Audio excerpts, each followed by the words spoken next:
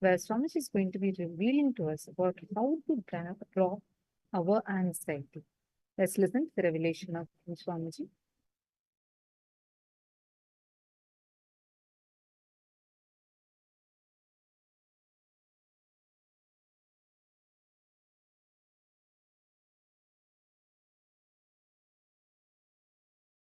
Means fear, you will be caught in fear in future at some point, and anxiety about your ignorance. Listen, I'm using different words. Fear of anxiety, anxiety of your ignorance. Fear of anxiety means feeling at some day I will be caught in the fear. I don't know how I will handle myself. I may go mad. I'll lose my mind, as if you have one now. And anxiety of ignorance. Oh, I am so ignorant. I don't know what I will do in my life. I don't know what I will be able to do. The anxiety about your ignorance, both will collapse the moment you accept your introduction, which is done to you by Upanishads. Tremendous strength in your perception, strength in your cognition, strength in your thinking. Listen. Strength in your perception, strength in your cognition, strength in your thinking. Listen, I tell you, royal secret.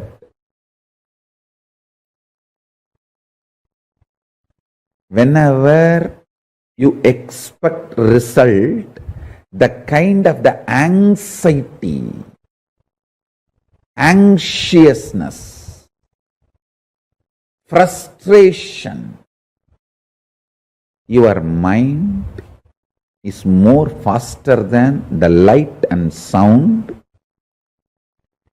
It can visualize, imagine the goal of your life now itself before even you begin, and already feel frustrated, feel empty with your goal, one side. The other side, feel tired and bored and terrorized about the effort you need to put to achieve that goal. It can create extremely dangerous, multi-dimensional complexities, complications, and life negative patterns.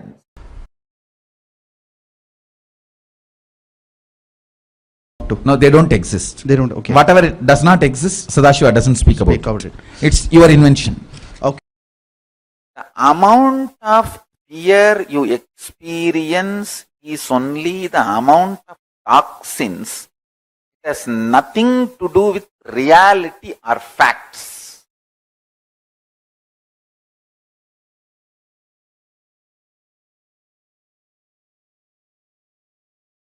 How much of possibility is there snake biting you? Almost 0.000000000%. But how many people see snake in dream, waking state, all the kind of states? Even when they are scrolling the Facebook, if there is a snake photo on the Facebook, people will not touch that. They will scroll in the side. They will not touch that photo of snake in the Facebook screen, in touch screen also. They will not touch the photo of the Facebook. Photo of the snake in the touch screen. How many of you are like that? Even if it is a snake's photo in the touch screen, you will not touch that photo in the touch screen. What is fear? Emotional shit. What is fear? Emotional shit. So, I tell you, reduce the fear to physical component. Don't give the fear the psychological power. Then you can never break fear. Fear is nothing but toxic shit sitting in your lower intestine. Understand? Listen to the lower intestine. Fear is nothing but the toxic shit sitting in your lower intestine. All you need is just marana smarana and detoxification. That's it. Just have marana smarana and detox. Please understand the way your patterns respond to the facts is perception. Let me make it more clear. Understand this story. An old man goes to a nearby village, is coming back to his home. From the distance he sees his house is on fire. That's all. He himself is literally boiling and burning,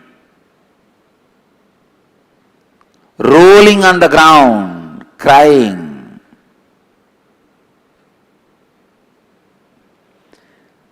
One of his sons came to him and said, "Why are you crying, Dad?" This fellow says, "Oh, my house is on fire, my house is on fire." The son reminds him, "Don't you remember? Just yesterday we sold the house."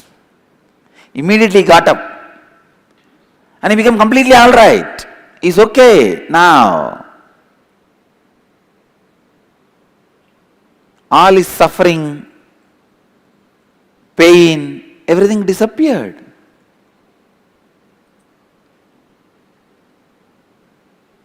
Everything will become all right. Everything became all right for him. But in few minutes, the second son comes and tells him, "Dad, we sold, that is true, but still money has not yet come to us. We have not received the money." Then again this fellow rolls on the ground and starts crying, "Oh, my house is on fire, my house is on my fire, my house is on fire." Listen. The same house burning for few minutes, for the same person it was suffering. Next few minutes it was not a suffering. Then again it was suffering. So basically, perception, how his patterns cognized the happening. I can give you one more example. Rajyasarbhanyaya means in the middle of the night, you are walking in a forest, there was a rope in front of you. In that night, naturally what will you feel? The rope is snake. And especially in the night, you will always feel that rope is moving slowly. Your eyes will create the perception the rope is moving.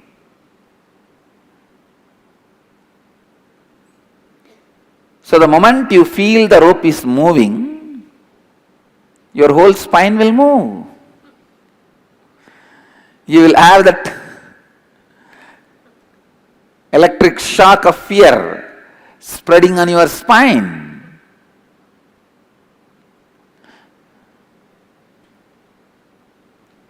The whole body will shiver. Being will shake. listen.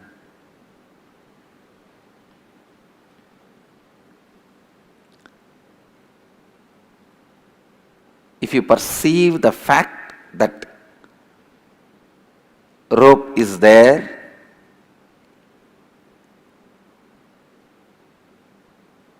as snake, the way you respond is going to be different. And after a few minutes,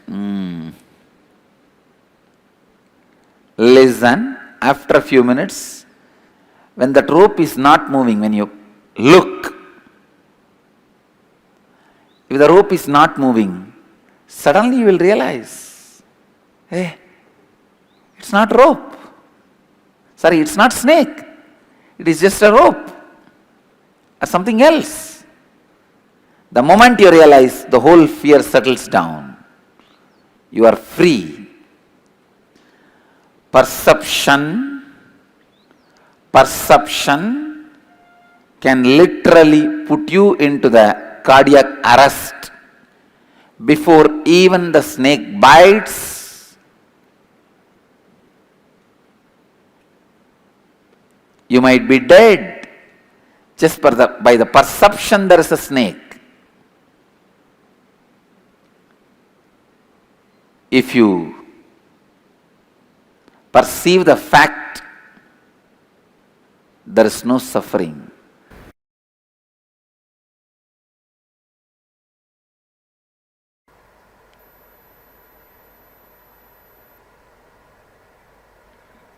Love exposes your blind spots to you.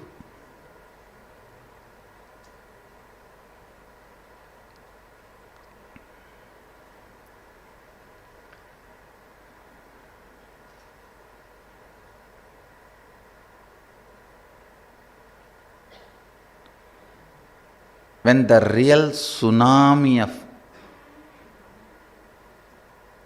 love happens in you, your whole gets integrated.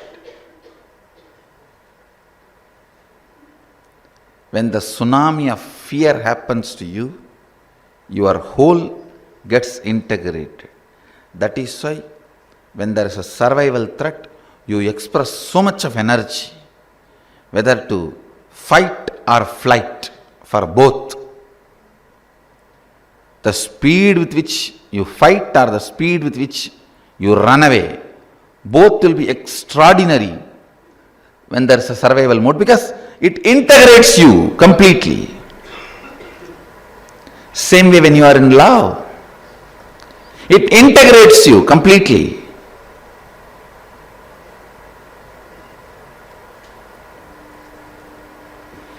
Both the emotions, fear and greed, integrates you. If you use your love to integrate you and make your declaration reality, you are a bhakta, devotee, path of devotion you are traveling. If you use your fear, integrate you, and make your declarations into reality, you are using the path of renunciation.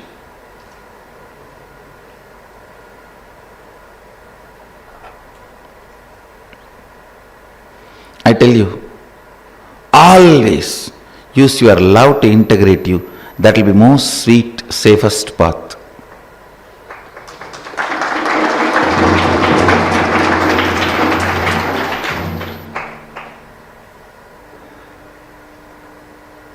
Declarations are sweet, declarations are tasty, declarations are powerful when love becomes base material.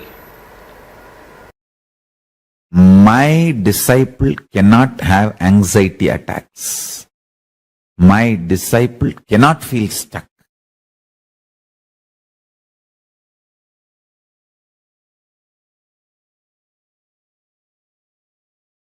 My disciple can only do power manifestation and constantly falling in love with Paramashiva again and again with life, with Guru.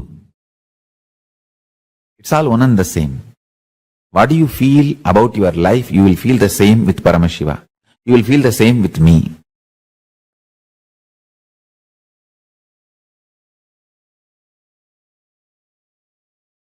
That is why when you have a problem with your boss, I have to attend to this first. I don't know what will this girl think now. I have to take care of her. If she gets into incompletion. Understand? What you feel with life is what you will feel with Paramashiva, and that same thing you will feel with me. Whether your business or career or profession or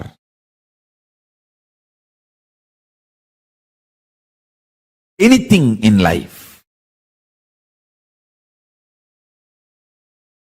Life is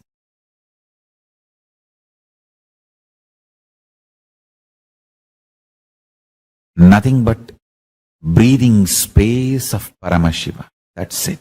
Especially once you are initiated and you are integrated to initiation, you live in breathing space of Paramashiva. You live in breathing space of Paramashiva. I tell you.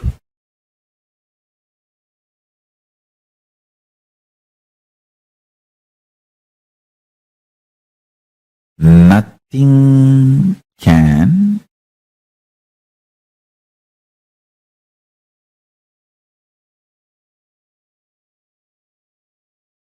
shake your being. Nothing can move your being.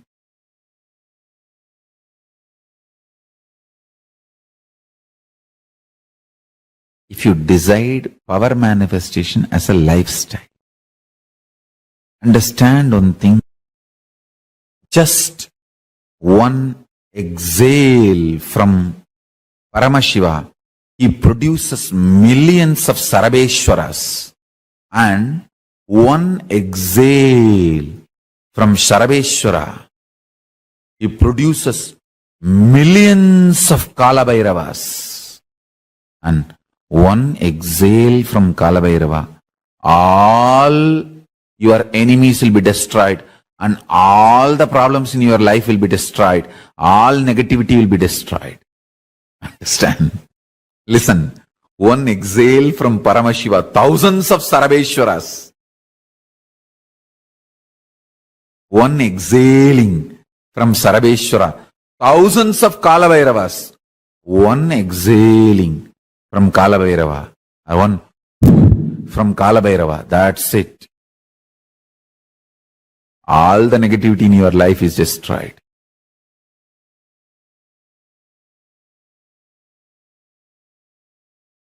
Understand, my disciples cannot have anxiety attack. My disciples will not have anxiety attack. I am there with you.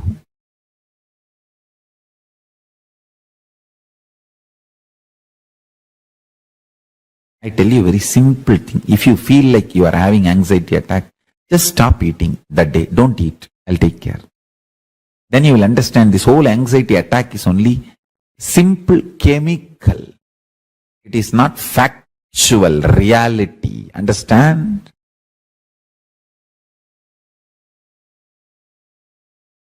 Listen carefully. My disciple cannot have anxiety attack. He can only have Kundalini awakening. He can only have experience of love, experience of Kundalini. Understand?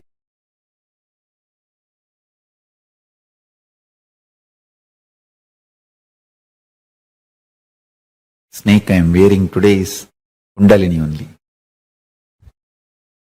Kundalini is in the form of this snake, Rudraksha snake, Rudraksha Naha, Rudraksha Naha Raja. Listen.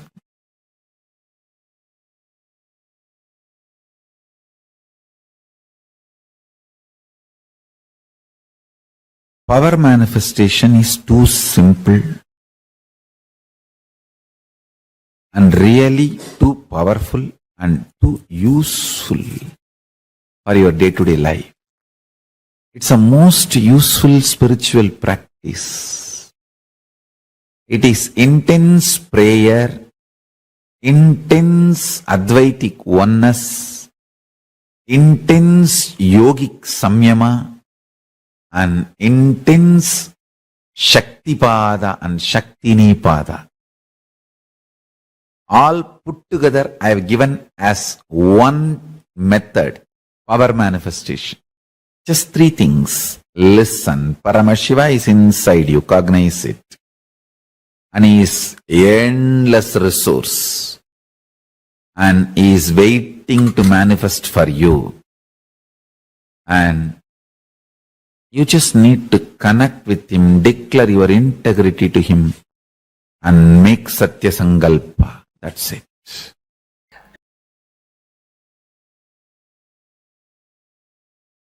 Again, the whole thing is just incompletion. Pick up your root incidents when the incompletion started building in you and complete.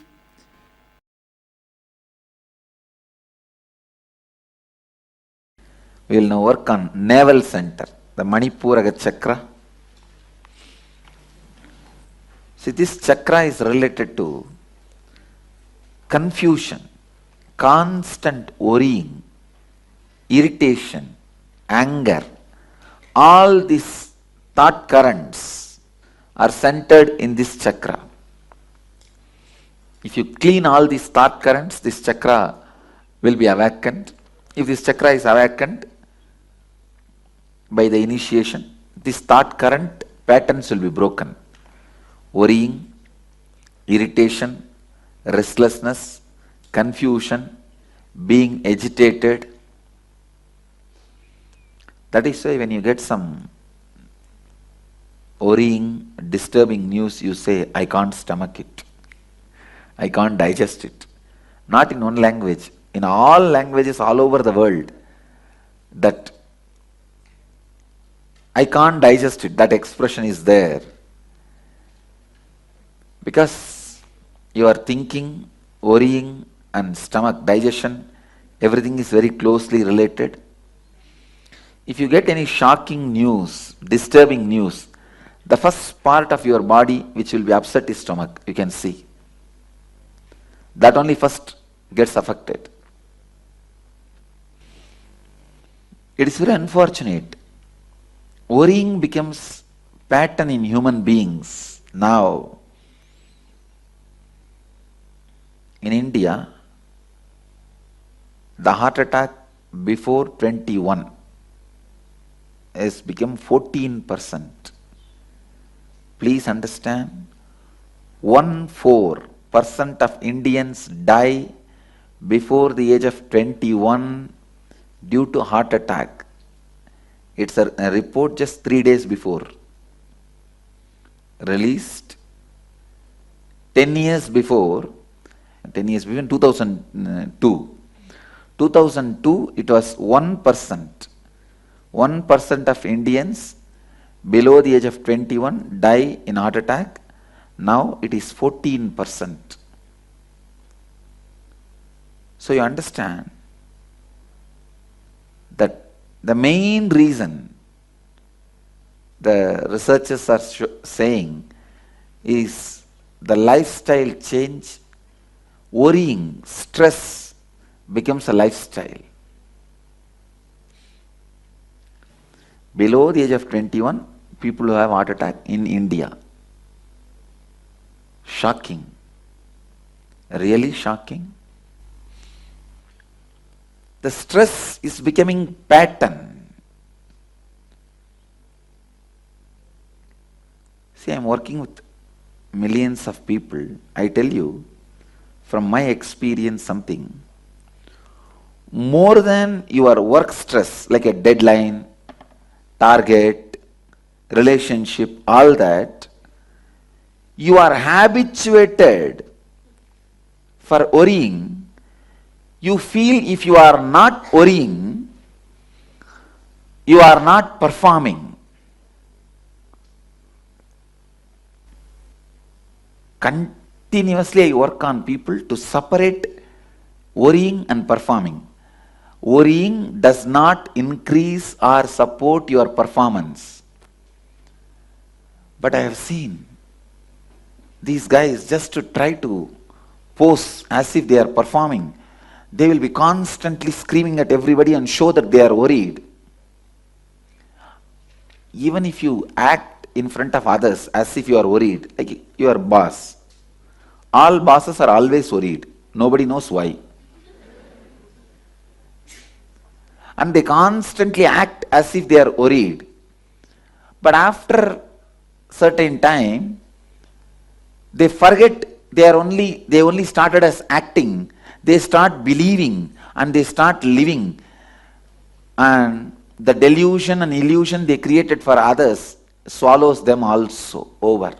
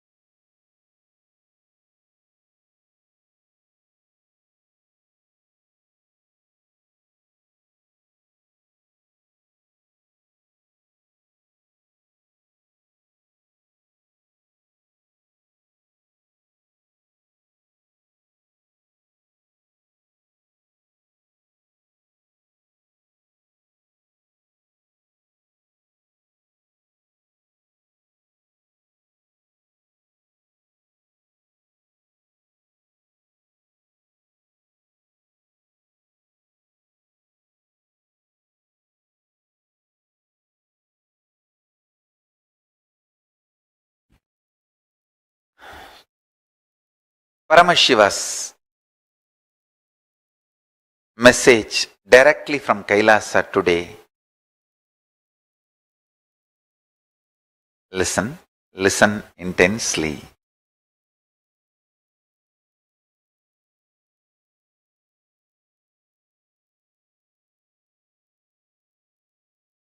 Having broad space keeps you absolutely integrated.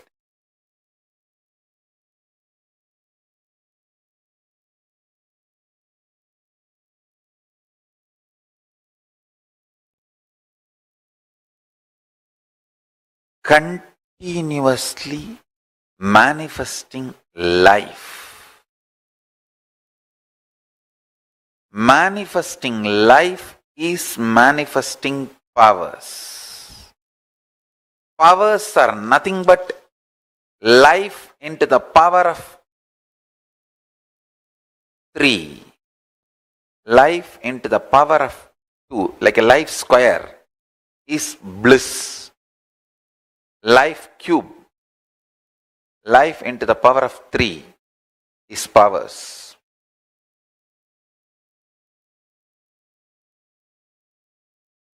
Having broad, expansive inner space. Listen, life is all about what you cognize as you, not what you do outside. That's one statement. Second statement I immediately made. Life has nothing to do with what you feel about you or with you. It is all about what you do to others. Both looks very conflicting, paradoxical, controversy. Listen, but they are not conflicting. They are complementing each other. All I am trying to tell you is what you feel about you does not matter. What you cognize about you matters. When you have the right cognitions, you will start serving others.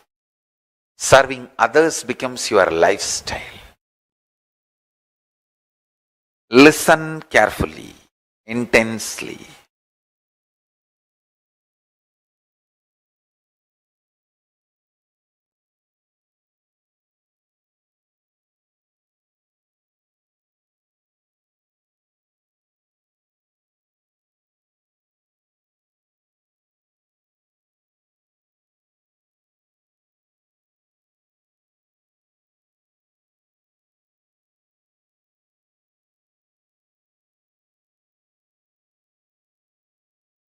What you are going to powerfully cognize about you, decisively, that matters. For example, you decide, I am now going to feel I am only powerful God, Paramashiva, who has absolute power over my inner space and power over my outer reality. Listen carefully. That decision you may be taking only for 1 minute. And the all remaining 23 hours and 59 minutes you may be in depression, self-doubt, self-hatred, self-denial, all kinds of hitting with worst space a person can have, and feeling shitty about yourself, your life and everything. All that feeling you are having 23 hours, 59 minutes does not matter. The 1 minute which you decided, you are going to powerfully cognize yourself as Paramashiva.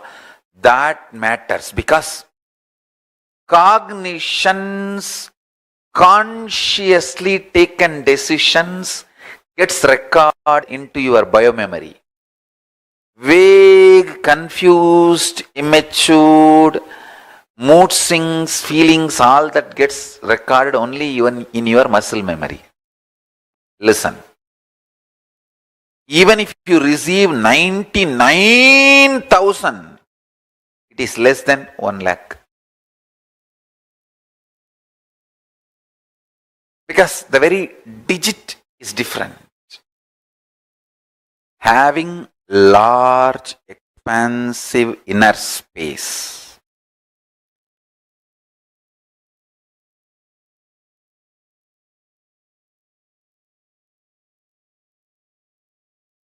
makes you manifest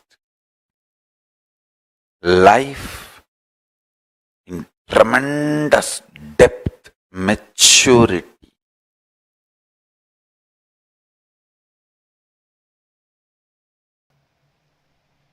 Dhiras who micromanage the inner space are dhiras. Dhira means who is not stuck in any pattern inside.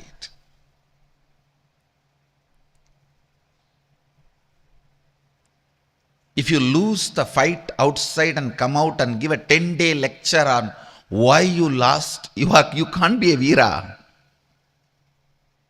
Nobody is interested in giving you any respect by listening to your lecture. Oh, it was too hot and I always feel energetic in the AC and cold area, but in hot I lose my sense and control.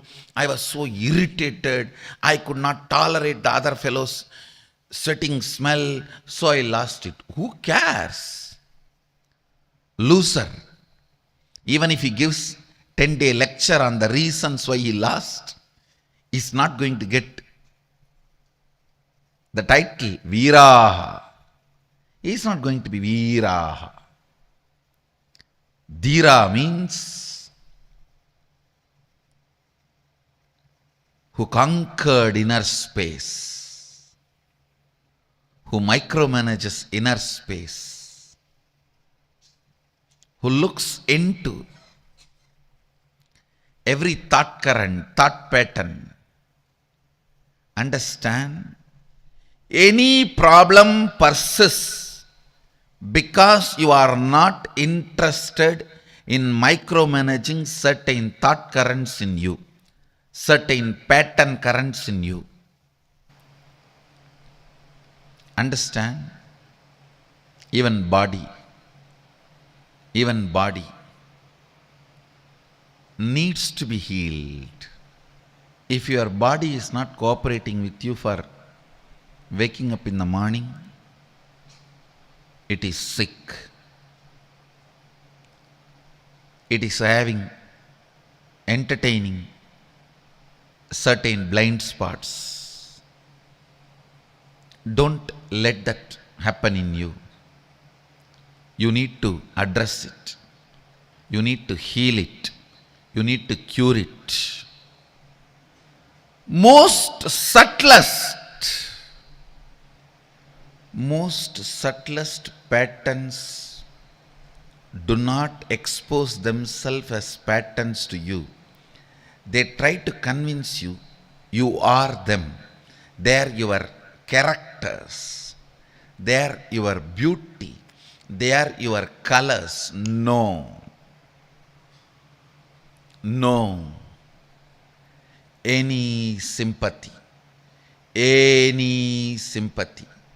for your patterns in any form is a crime against yourself. Atmahatya. Understand? Sometimes we say, why? Everyone is suffering with certain pattern. Why not me also? Let me have this. This is my character. No. Everyone's suffering cannot be the justification for your stupidity. Pattern, when it convinces you, it is your character. It is your quality. and derives your sympathy, you have committed suicide. You entered into the suicidal space. Over.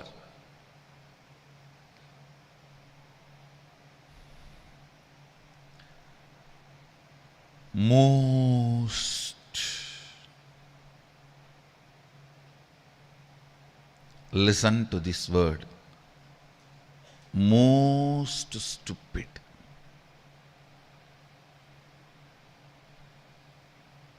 Suffering comes to you by you not recognizing the source of that suffering as your pattern. Look in. Look in. Justifications do not bring you result. Long theology, philosophies do not bring result. Who do not compromise in the inner space, who feels their inner space is like their chastity, is dhiraha. The level of integrity, the way you micromanage your inner space, that makes you dhiraha. That makes you dhiraha. Here, Upanishad declares, dhiras are those who discover the ear of the ear, mind of the mind, speech of the speech, prana of the prana, and realizing that they achieve the immortal, eternal, amrita bhavanti. They achieve immortal and eternal. Contemplate.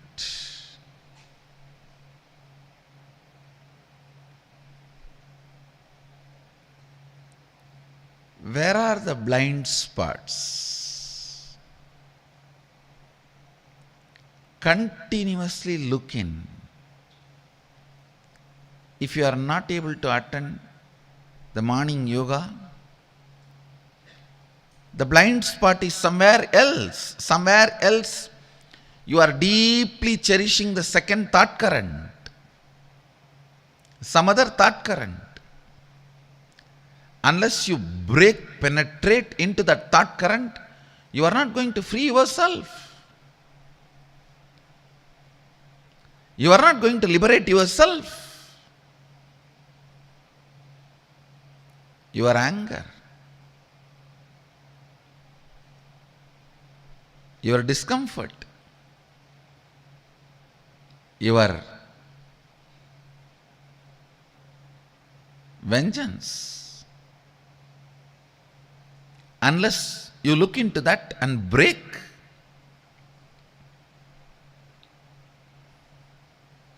you are not going to become dhiraha. And life is only worth living when you become dhiraha.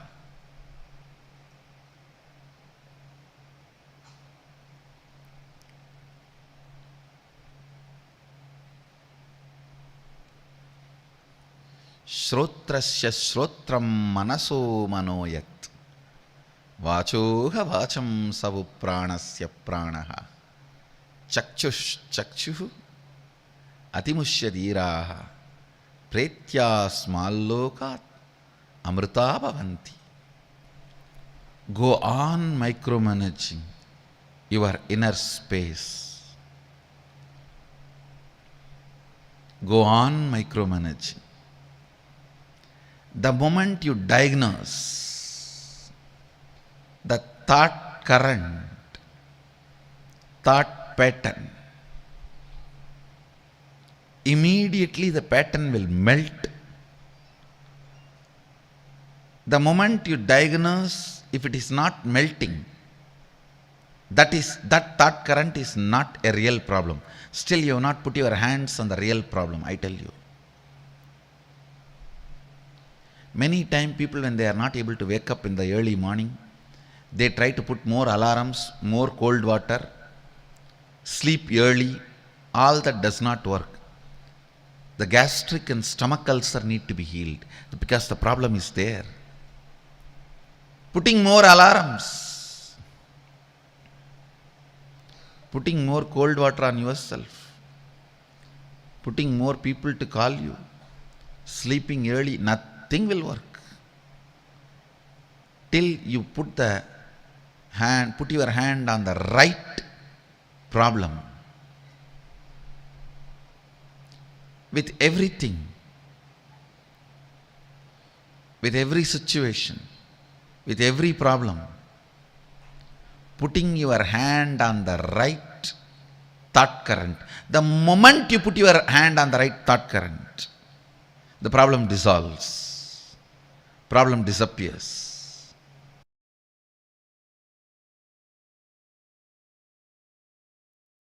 Tyaga is the key to become God.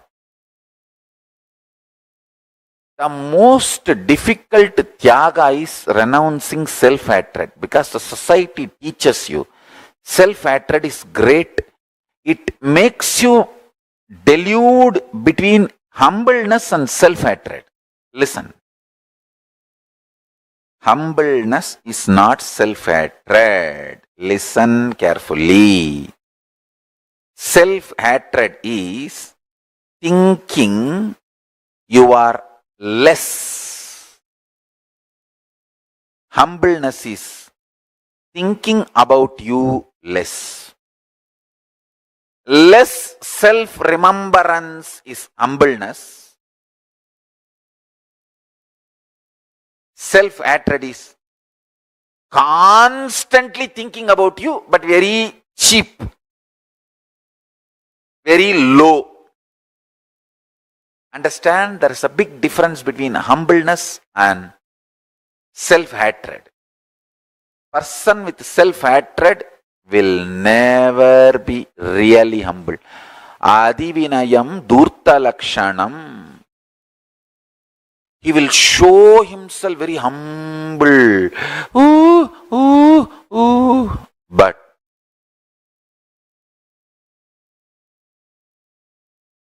he is not humble. Understand?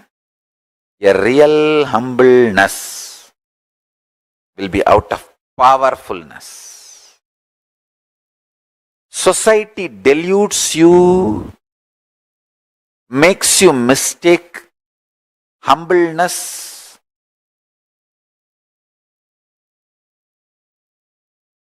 your humbleness as self-hatred, and as you always in the state of self-hatred, so that you will be humble.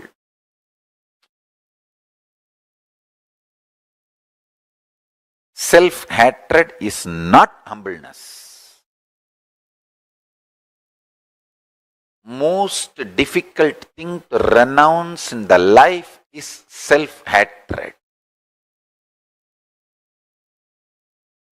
So much of self-hatred, self-doubt, self-denial.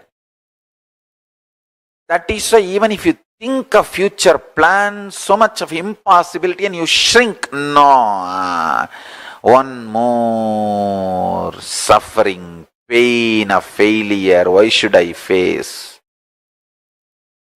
Fool. Because of pain of failure, you don't plan, and naturally no plan means failure. It is like because you are afraid some guest will come to your home, you call that person and tell him, please come.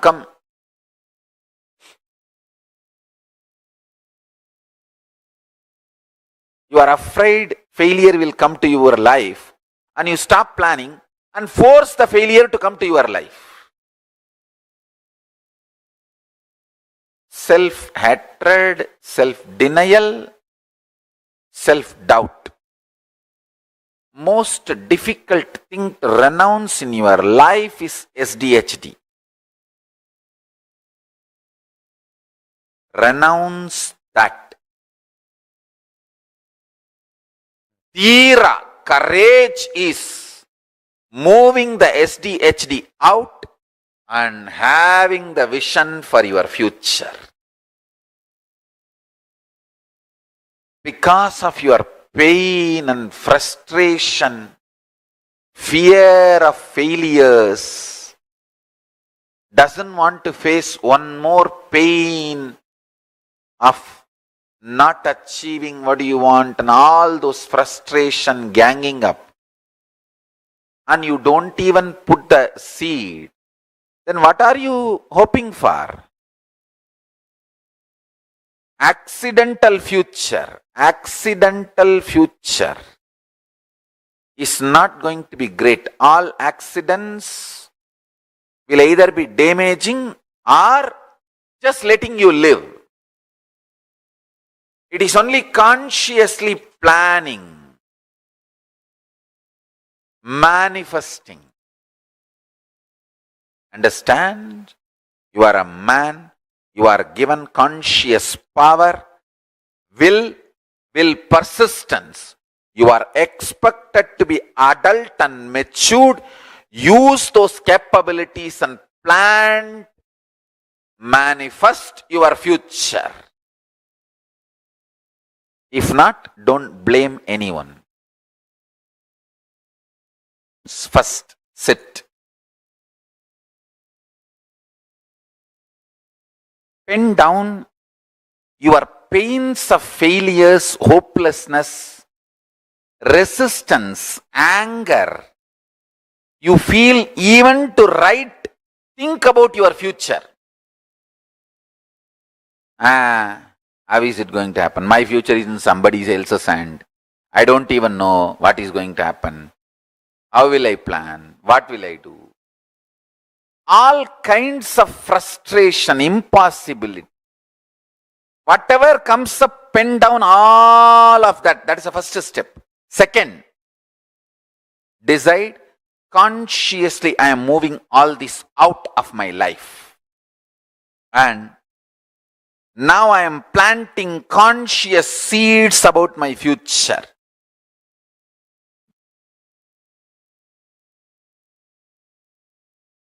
So two things you are going to do now. First, all the resistance and anger and frustration you have to do this conscious planning of your future, pen down those patterns. Memories of failures, frustration, everything, whatever you have. If you don't have, great. If you have, pen down. That's the first. Second, pen down what all you want to manifest by which date, on the date exactly, on the calendar. If you want to manifest something by August, go to the August month and exact date you want to manifest that, pen down that.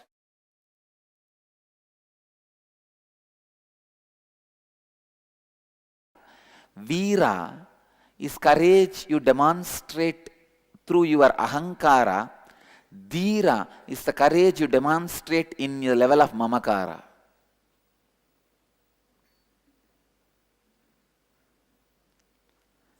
The courage you demonstrate in ahankara is veera. The courage you demonstrate in mamakara is dhira. The courage you demonstrate in anyakara is ira, the compassion.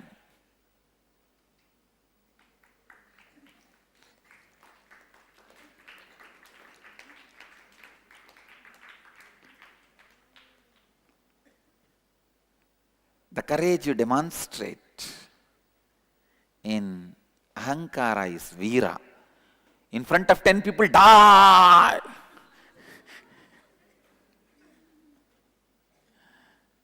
The courage you demonstrate with your mamakara, with yourself, is dhira. I'll choose only authenticity. Come what may.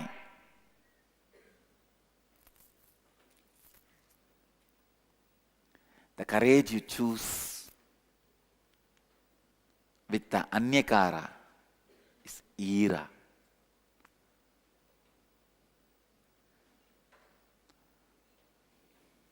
I don't know whether the word Sanskrit, the ira exists in Sanskrit. It's a Tamil word. It's a Tamil word. It's a Tamil word. Ira means the compassion in your heart. In Tamil, it means.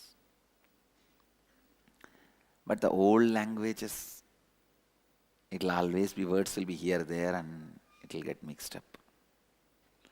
Some forgotten, some. It's okay. I'll give this word to Sanskrit, ira. And I'm giving the meaning to it, that's all. With the right of Arsha Prayoga, I contribute this word to Sanskrit.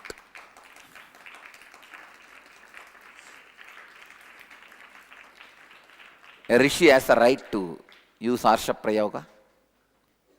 As an incarnation who created so many rishis, I contribute this word to Sanskrit. Go ahead.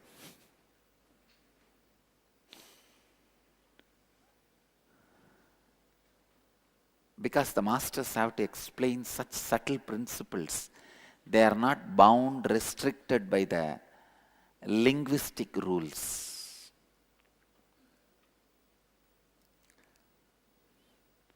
That is why in the tradition even country rules are bent. Because they have to express the cosmic rules in their body language. Sometimes the country rules are bent in those days during the Vedic tradition for the masters. The good and the pleasant approach man. The wise examines both and discriminates between them. The wise prefers the good and the good to the pleasant, but the foolish man chooses the pleasant through love of bodily pleasure.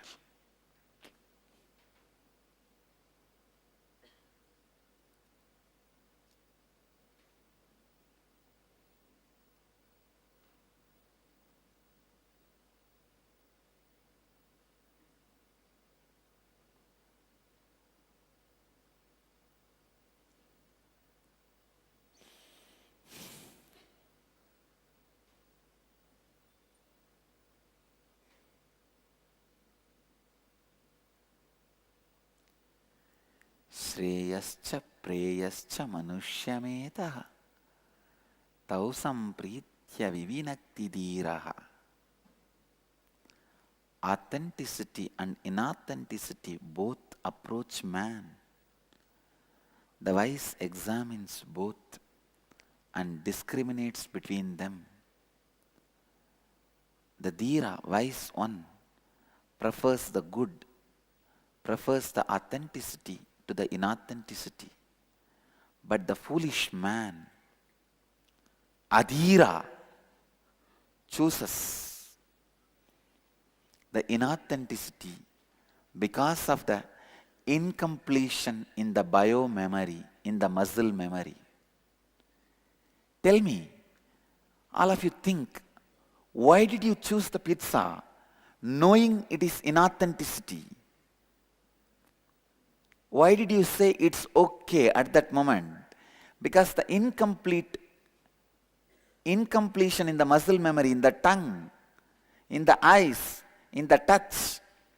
Pizza will have incompletion only in these three muscle memory. Vision, visual, the way it is, wow. And the taste, of course, smell also. Smell. Sound, there's no sound from pizza. The smell, the incompletion muscle memory of the smell, incompletion muscle memory of tongue, incompletion muscle memory of eyes, and incompletion muscle memory of touch.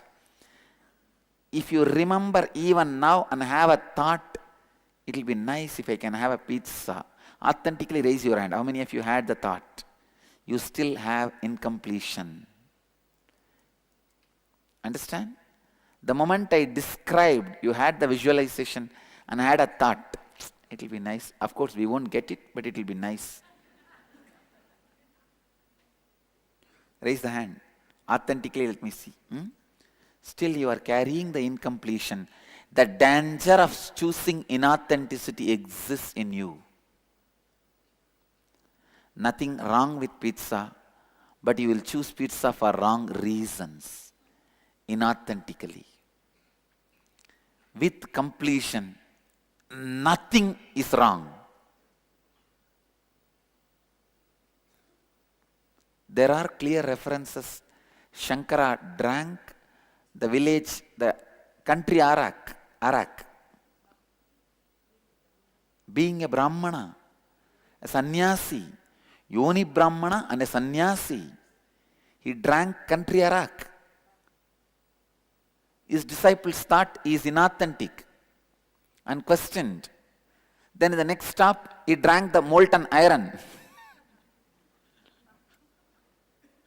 to prove his authenticity, that nothing touches him. He was never inauthentic even when he drank arak, because it was out of completion. His body needed some water component. Nothing else other than that country arak was available. So he added that water component to the body. And next stop, nothing else other than the molten iron was available. He added water component through that molten iron. It was complete authentic. It was not, the Shankara did not have the incomplete biomemory of the arak smell, taste and the hangover which it leaves in the system. You guys have 5 hangovers of pizza. Hangover of taste in the tongue, hangover of smell, hangover of vision, hangover of touch, and hangover it leaves in you after eating. Shankara did not have even 1 hangover of alcohol. Alcohol also leaves you 5 hangover. Seeing, smell, taste, and what the touch, and what it leaves in you after you drink. The 5 incomplete biomemories, muscle memories, all 5 are not there in Shankara. That is why he used even alcohol just to add water component to his body.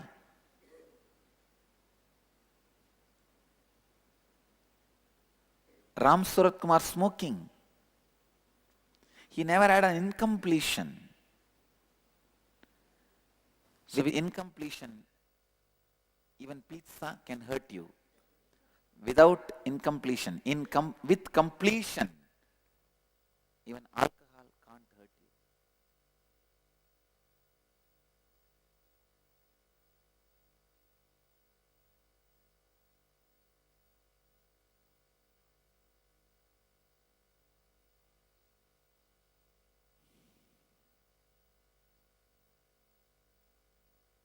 When you are incomplete, even your breathing can hurt you.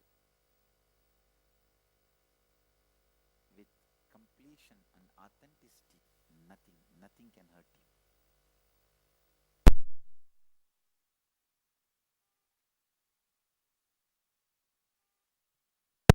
Look in, it may be out of inauthenticity. Inauthenticity.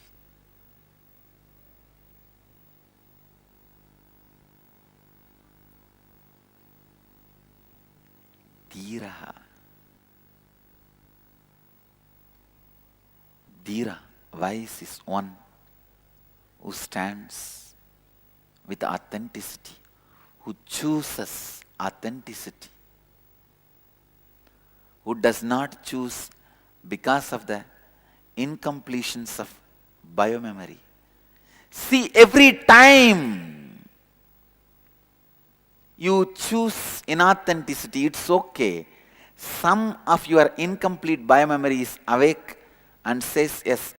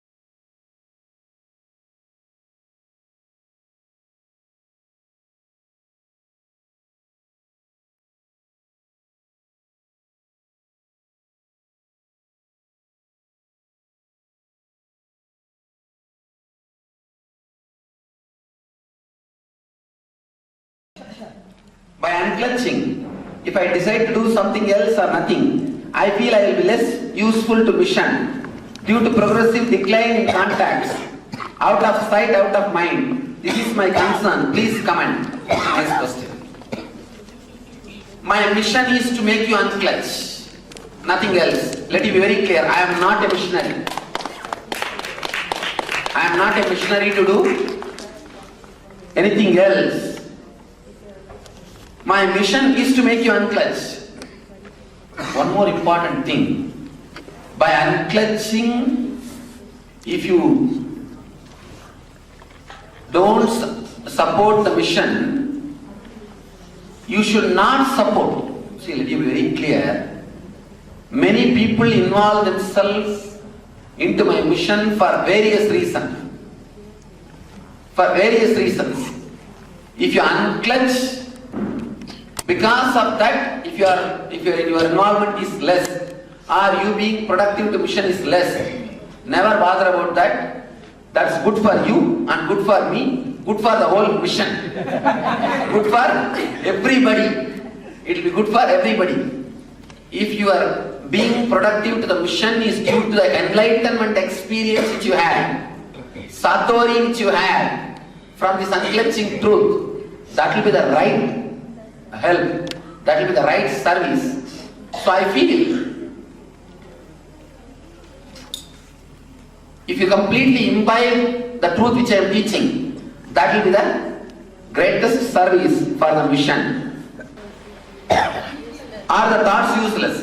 What use you found from thoughts? 99% thoughts are totally useless. So. That's all. You yourself realize it. Yes. So, what is it within us is telling us that it is useless? What is this? I mean, there has to be some faculty within us that is telling us this is illogical, this is unconnected.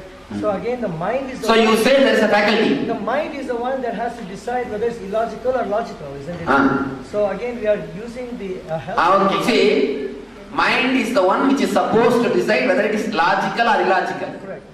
That's the truth. So what is that mind? Bundle of thoughts. Bundle of thoughts. That's what now you saw. Right. Now what is that bundle of thoughts? No. But again, in order for you to know it is illogical, you need to have something to tell you that's illogical. What is it that within? What is it that telling? That you should ask yourself. See, you are asking from what scale you can tell whether it is illogical or not. I tell you, you can't even call this as actually illogical because you don't have any other word, you are using it as illogical.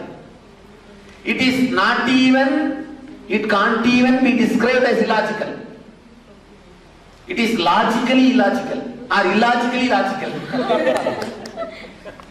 You can't even describe, it is illogical. As doctor told, it's right.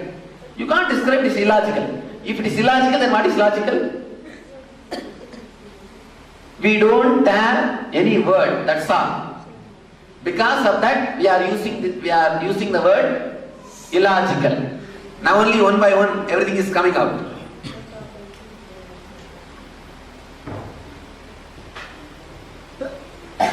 You are God, I am God. Who said I am God and you are God?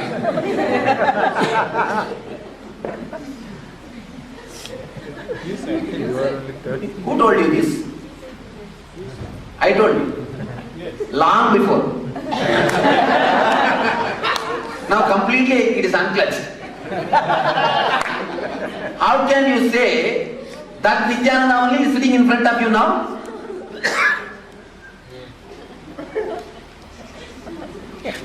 Let's have a little fun. God is everywhere. Why go to Kumbh Mela? Who went to Kumbh Mela?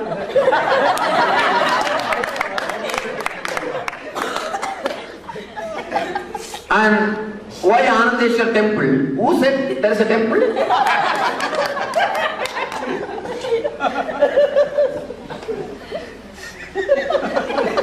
I don't know. Who put this question?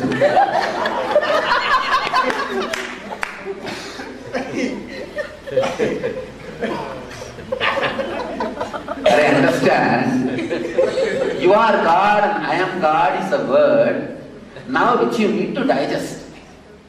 Just be unclenched. You are God and I am God will become experience to you. See, now let us analyze. You say, I am God and you are God. Next moment itself you are suspecting it. That is why you are putting the question, why Kumbh Mela? So this means your thoughts are not consistent. Am I right? You say, I am God and you are God. If you keep quiet, then okay. But the next you put the question, then why go to Kumbh Mela? It means your thoughts are not logical. Am I right? They are not logical. First you are telling one and the second you are telling something else. It means your thoughts are unconnected, illogical, independent, irresponsible, unclutched. Just realize that. And the third word, why Anandeshwar temple? Now you are bringing the God also. The fight is after all between you and me. Why are you calling the poor guy? He is somewhere sitting happily. First thing, the logic with which you are asking the question has no base. Has no base. First, look into yourself and see how you are. Then ask any other question. This very question shows you are independent, unconnected, irresponsible, illogical, unclutched being. Thoughts are so illogical. Then which thoughts do we pick up? Is it based on our samskaras?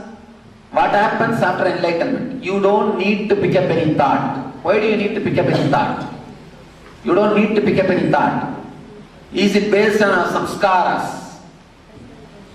Where is samskara? Samskara is also one more thought. One thing I am so happy that I wanted that a certain level of confusion should be created. By seeing the question I am very clear that is created. Now we can go deep. Now we can dig the whole thing. What happens after enlightenment? Why do you bother about that now itself? You are asking no random thoughts at all. Let me be very clear, no thoughts at all. Forget about random thoughts. You are sitting in front of a person who is speaking without thoughts, who is speaking without thinking. That is why I am able to speak for so many hours without preparing. If you are preparing and talking, if you are already prepared the lecture and bringing it and you are delivering it, two things. You need time to prepare the talk, and the second thing, and then after delivering you repent that you missed so many points. One more thing, there are some intelligent guys, they don't need to prepare outside. But during the talk itself, they will mentally prepare and start talking. Even if you do that, you will become tired after talking 1 or 2 hours. You can't be talking hours after hours. One more thing. Person who mentally prepares and talks will be bored of talking the same subject second time. If you are a teacher, you know. If you are a teacher, you know. But I am talking almost the same thing for last 4 years, 4.5 years now. Now, in 5,000 hours DVD, practically I am telling the same thing. Because I am not thinking and talking. When we think logically, are we not connecting thoughts?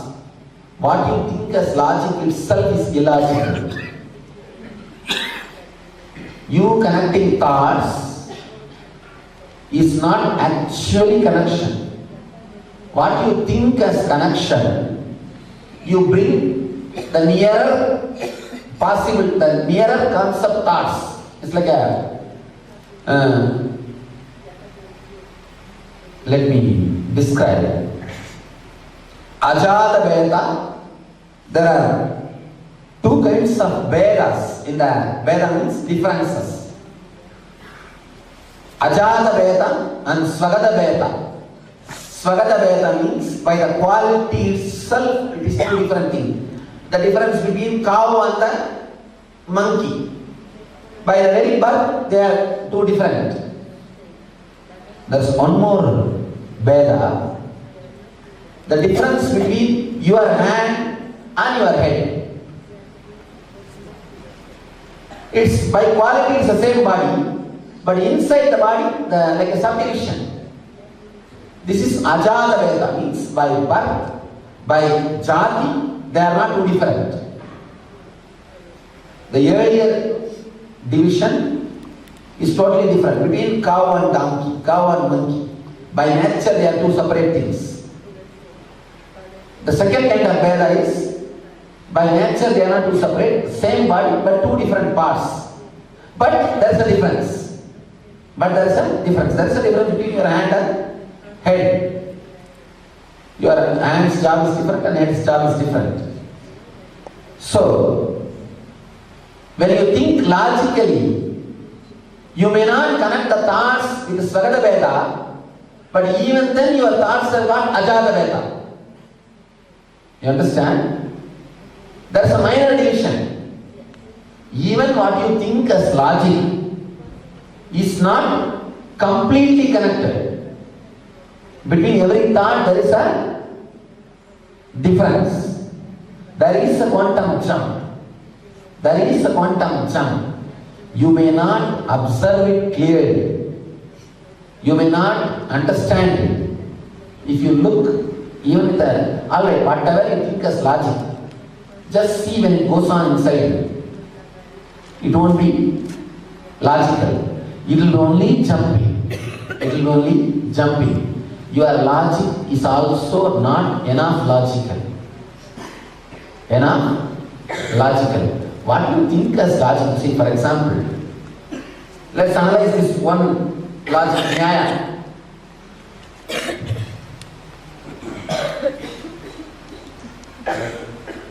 There's a two kind of nyaya, logic.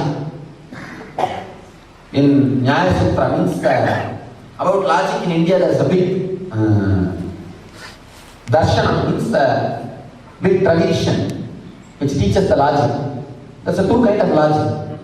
One kind of a logic is like a, if you read the two statements, you can come to the conclusion of third statement.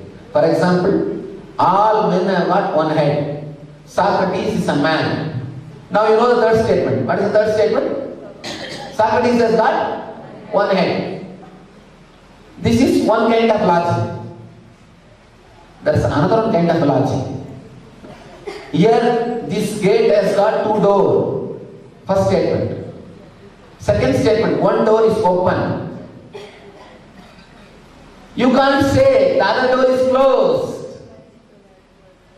But now, before I uttered this word, your mind has come to the conclusion?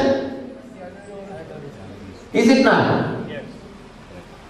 The moment I utter the word, there is a two door. One door is closed. What your mind says? How can you say that?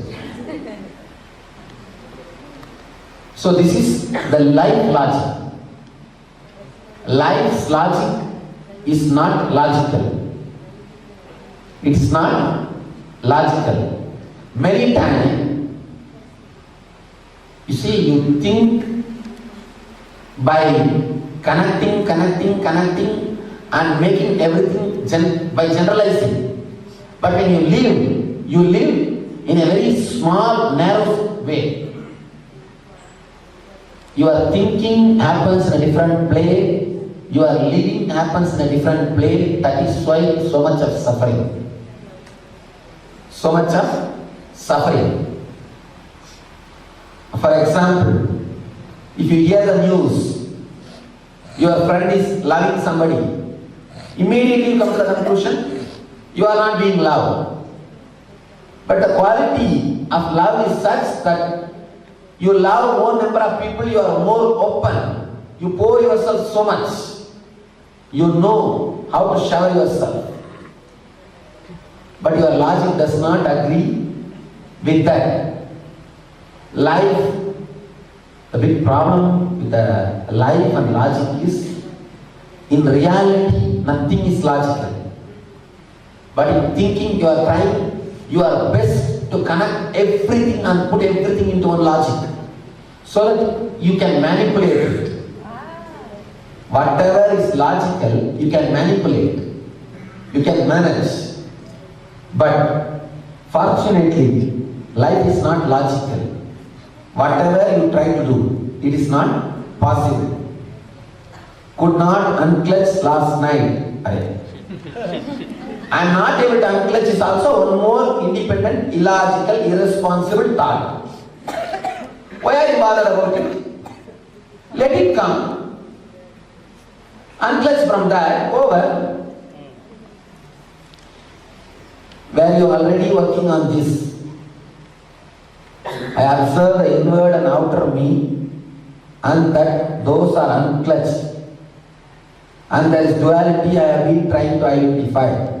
But I have not felt this change in perception. What holds me back? Nothing holds you back except your idea that you are not able to perceive. Now you say you are having an idea you are not able to perceive. Just unclutch from that thought, over. Just unclutch from it.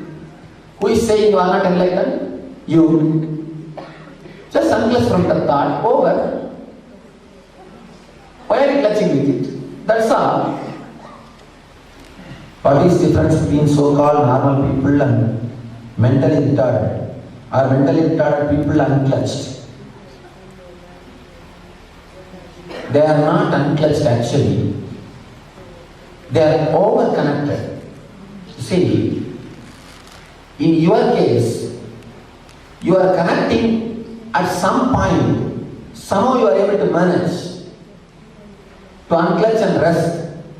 Those guys are not even able to manage that unclutching during sleep or during the boredom period. See, in your case, after a certain boredom or tiredness, you know how to unclutch and change and do something else. Those guys were not that intelligent and they are not able to do that. That's why they become mentally disturbed. If the mind can be aware of only one thought at a time, is it possible the mind is the one thinking it is body and mind, then thinking it is enlightened. See, if you are thinking, then it is not enlightened. Is enlightenment product of the mind? No. And dies with the brain? No.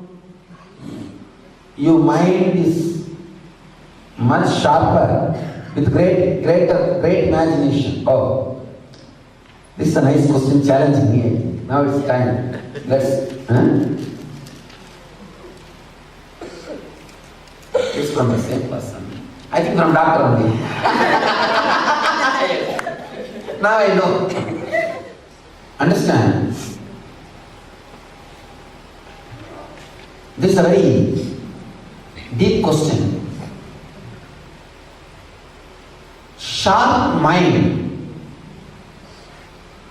will not radiate compassion.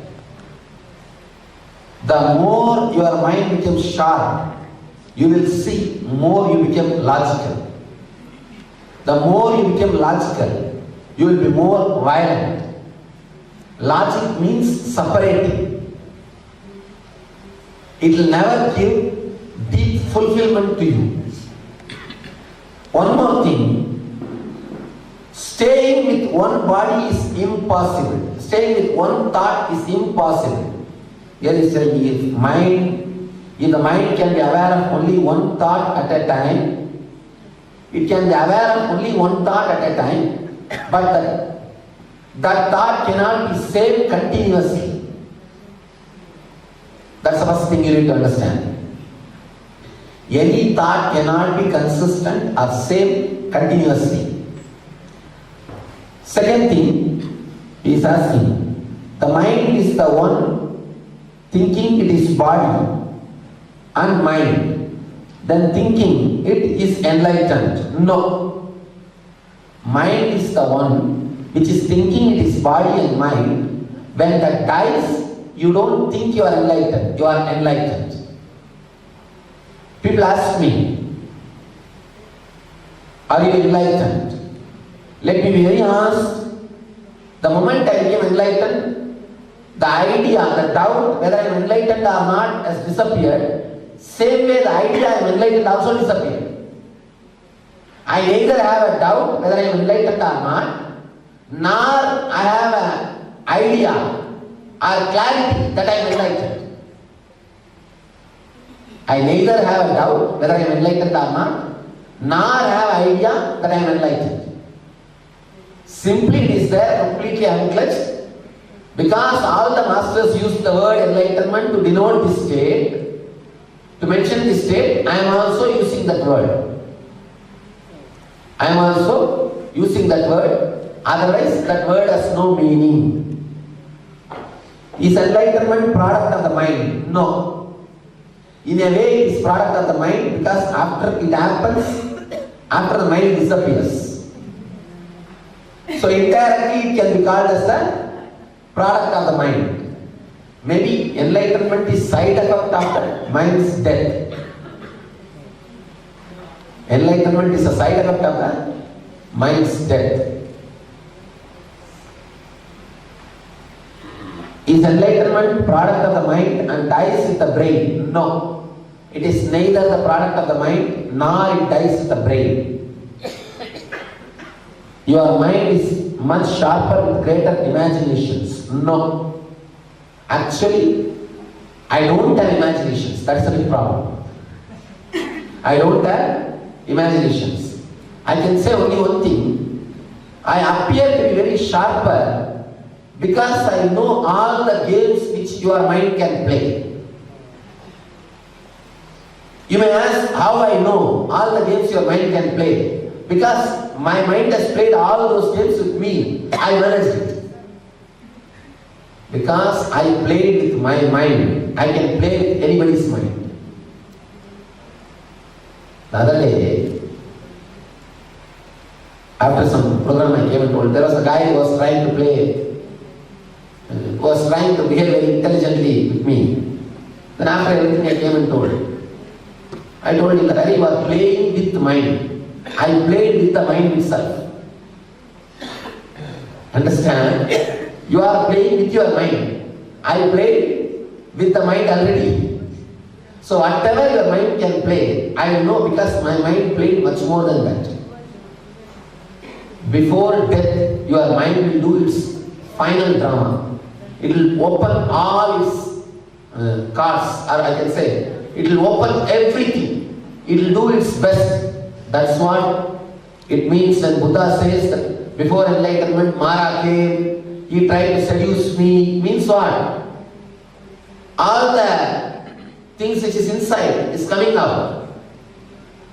If somebody has become enlightened, he has seen all the games of his mind, then naturally he can face all the games of your mind. So my mind, you can't say my mind is sharp or with great imagination. No. I don't have imagination. One more thing. Maybe you can feel my mind is sharp because I know all the sharp dramas played by your mind. Otherwise, my mind is not what you think as sharp. How have we managed to create disease in our bodies? Or does this have nothing to do with our thoughts? It has something to do with your thoughts. How can we turn this around to help us? First thing, understand, every moment you are having new thought. Your body is created by your thoughts. Because you believe you have a consistent personality, you are connected, you have a connected shaft in you. You start creating the body also in the same way and do not allow rejuvenation process. Now understanding that you are unclutched, You will allow the rejuvenation process which is constantly happening in you to happen in a natural way. Unclutching is the best way to allow your body to heal itself. See, Dilip is asking a question. I have to connect my thoughts logically. Only then I can do my work. I am telling you all, right? Please sit straight. Now connect all your thoughts logically and be there. How long will you be able to do? How long will you be able to do this? You can't. So you know you can't. That's what I'm saying, then don't. Understand? See, if I tell you to be unclutched, you say I am not able to. If I tell you to be clutched, again you say you are not able to. Neither be unclutched nor be clutched. You are already unclutched. Understand? Neither you need to unclutch because you don't need to unclutch. You are unclutched. Try to be clutched. You are not able to. Then just be. Look into yourself. Understand? Now I am talking an important truth. It's one of the important revelation. You will not be able to do any single act without contradicting thought happening in you. Anybody who says that I have done a single act without a contradicting thought happening in me, tell me. No. You can't. Not a single action is outcome of thought. Actually, we do not know what is the cause of action. That is truth. That's the truth. Always you will have contradicting thoughts. Why you execute this thought and you don't execute that thought, we don't know the reason. We don't know the reason. We don't have logical reason. That is what you executed. That's all we can say. Why you did not execute the contradicting thought and you executed that thought, we don't know. Understand? This understanding will create a deep clarity in you. A very deep clarity in you. You are suffering. You are torturing yourself by trying to find the reason for all your past actions. The main suffering, main cause for your suffering is you trying to find reason or justification for your actions. Your actions are not done with a logic. First understand that. Your actions are not done with a logic. You give the title or the name to that actions either as a good or bad based on the result which comes after the action.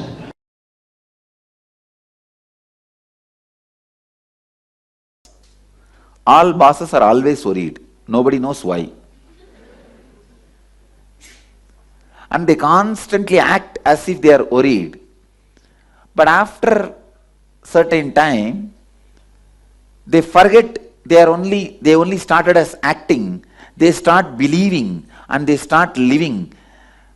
And the delusion and illusion they created for others swallows them also over.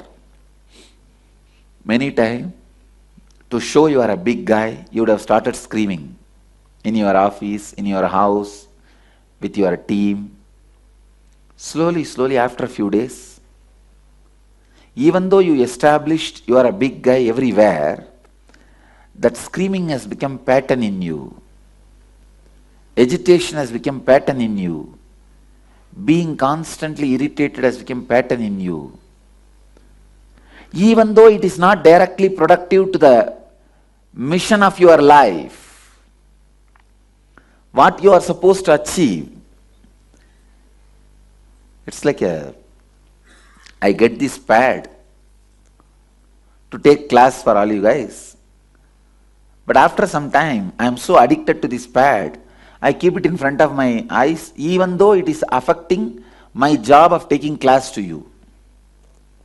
I got this to do my mission, taking class to you. After some time, I become so addicted to this pad, I just keep the pad and don't take classes. And knowing that this is affecting my mission,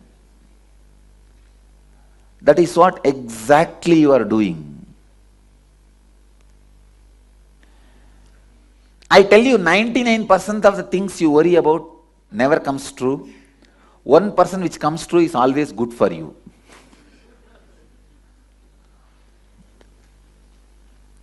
But I know for sure, how many hours I speak about worrying, you will not be able to break your pattern. Only by doing the proper process we can break your pattern. Otherwise, it will become like this book, How to Stop Worrying, Start Living. Till you read that book, you have 10 worries. After reading that book, you have 11th worry, how to stop worrying. That becomes 11th worry. So, I know if I just give you words, this will be like one more, how to stop worrying, start living. So I'm not going to give you words, I'm going to guide you into the system, into the process to break this pattern. I want you to know only one thing. In no way worrying is productive. If any productivity is achieved by worrying, please avoid it. Let it not come in your life. It's like a side effect of the poison. See, by steroid, sometimes you get health. But for how many days? Few days. Within next few days, you are going to have the side effect. Same way, by worrying, even if you get some effect, let it not be part of your life. See, it's like a outer conversation and inner conversation. This inner conversation only becomes worry slowly in you. That is why, in the Hindu tradition, constantly repeating the divine name, I can tell you, one of the best, most powerful technique. It's called ajapa. Constant repetition. Why, you know? That purifies your whole inner conversation. You become aware of what goes on in your inner space. It is literally fixing a CCTV camera, security camera. If you fix a security camera outside your house, how anything happens, you know. It is in your awareness. Same way, fix ajapa in your inner space. That is a security camera. Anything happens in you, that worrying in your inner conversation, you will catch it. Just like CCTV protects you, ajapa protects you. Ajapa is inner CCTV. That is inner CCTV. If the thieves know that CCTV camera is there, they don't go there. Same way,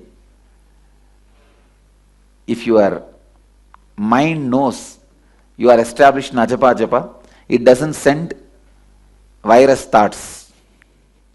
It doesn't send worrying patterns. The inner conversation becomes pure and you are established in the truth.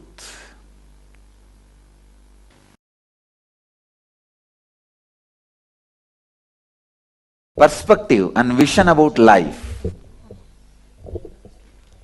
Yes. It's like whatever I am giving in satsang is more like a pure science. What I am giving it to you specifically is applied science. Come on. So now I want you to answer the fourth question. Okay. Fourth question is confusion, irritation and restlessness. No. Each worry, the emotions that the worry causes and the impact that worry has on you and others around you. Okay. So the main worry is I'm in US and my parents and my in-laws are in India. So I don't want to come and settle here in India. I want to enjoy whatever the life in US, and at the same time I want to be here with my parents and in-laws when they suffer, which I'm not able to do being in US. So that put me under the emotion connected to it is confusion. Am I going to settle there or am I going to settle here? I don't know. I'm not able to come to any answer. So that's the one thing. Second thing, with my job, with my boss, it's always a rat race. I have to prove every minute. I have to work and I have to think all the time that I am up to his expectation. So I work crazy. As soon as I wake up in the morning, I listen Suprabhatam and check my Outlook email. So I will do that all the time. I won't stop. Even, my first worry I pen down is like, I haven't checked my emails for last 6 days. How am I going to manage after this 21 days, when I go back? So that's my first worry I pen down. So that put me into lot of irritation. That's the emotion attached. The next one is about the kids, they are in... Finally, this worry, did it make you productive? No, it's not. When I think of this, I have to meet up to his expectation all the time. I make more errors and, he's scolding me all the time. So that's what is happening. And I really don't know how to stop The that impact of this on others, you are able to see. Yes. So the day I get scolding from my boss, I show it on my husband. So that's what happens. I know. No, it's true. See, it's like your boss vomits on you. You come and vomit on your wife. Your wife goes and vomits on the kids. Kids go and vomit on the pet. Pet comes and bites you. That's all. It's a cycle.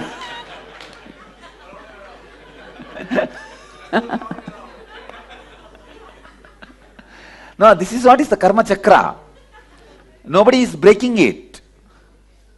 And I am telling you from working with thousands of people very closely with their mental setup, the torturing atmosphere in the office leads to extramarital affairs in so many ways. See, when you are all around surrounded by people who are torturing you, even if one person is not torturing you, you feel that as a love.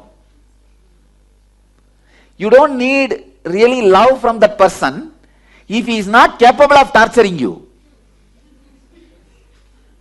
The soft corner starts developing. Families break. So many things start happening just because of the stress in the workplace. Human beings can't handle constant stress unless they are with enlightened being. If you are with enlightened being, he knows how to lubricate you and make you function. With ordinary boss, what he will do? He can only vomit. Then, as I said, you come and vomit on your husband. Husband vomits on kids. Kids vomit on pet. Pet comes and bites you. And the circle is complete.